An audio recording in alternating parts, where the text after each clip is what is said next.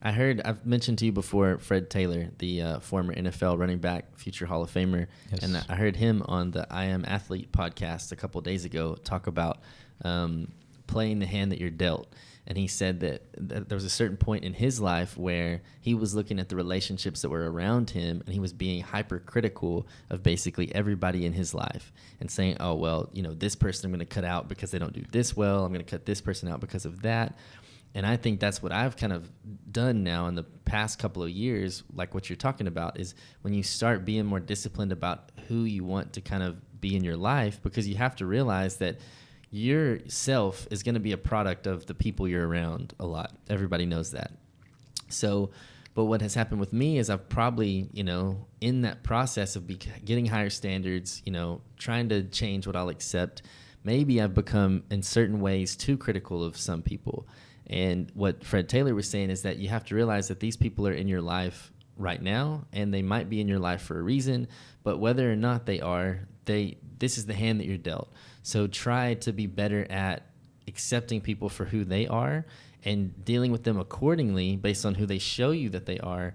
But I may have, what I'm trying not to do at this moment is I'm trying not to get too carried away with, oh, you're this way or you're that way. So, okay, you don't fit this perfect criteria of how I want somebody to be. So I'm just going to, cut you out of my life and find better ways of how can I still enjoy this relationship despite whatever flaws we may both have that lead us to have these consequences. How can I best, how can I be the better friend in this equation to get more out of this relationship and play the hand that I'm dealt? Do you see what I mean as far as like how that is the future version of maybe where you're at? Yeah, exactly. No, it makes sense. I think something that I still really need to experience now because I'm a bit younger. For you, like this saying of the hand you've been dealt, it's like it's fixed and you cannot change it. And I think maybe that's because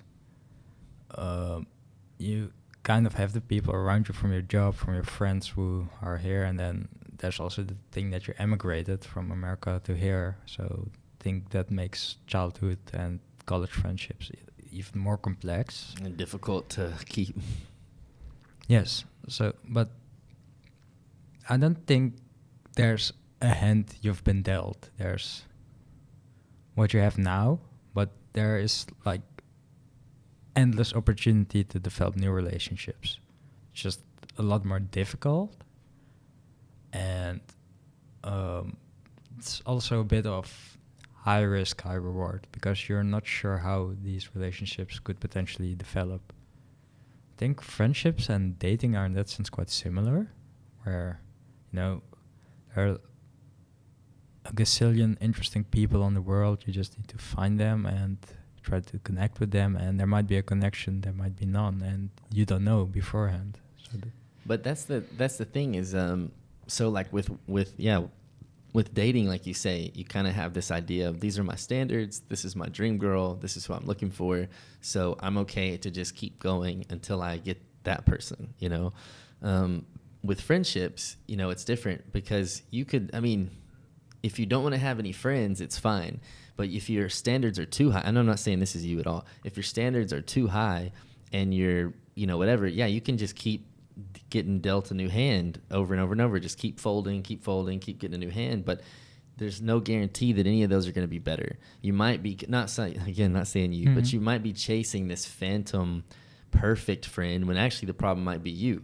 Now, of course, there are plenty of... How is this different from having standards with regards to a relationship and chasing those standards? Because with the relationship, if you're looking for a partner that's a lifetime partner, you only need one.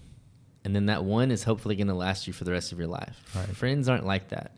You're not really just looking to have one friend who is like the perfect friend and it's the only one you ever hang out with for the rest of your life. Right.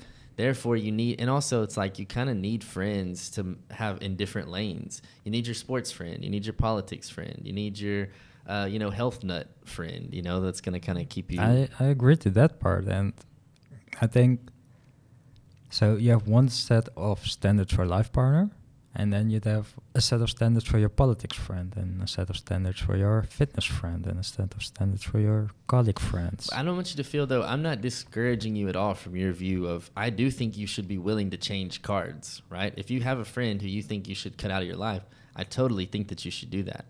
I think where I'm at is these aren't, of course, there are some people maybe I should cut out. Some people I have. So, no, I definitely think what you're doing is right. I'm not trying to make it sound like I'm saying you should stick with the cards that you're dealt. But there comes a point, maybe 5 years from now, when you need to stop shuffling so much and start realizing that there are pros and cons for every person. And, try to figure out how best to deal with that. But at your stage right now, as young as you are, and you have a larger pool of people that you can whittle from, I think you're doing totally the appropriate act for your situation right now. Right. I agree. I think I also believe that I'm moving in the right direction. Just want to emphasize once again that I'm not as much thinking about cutting, but more about building.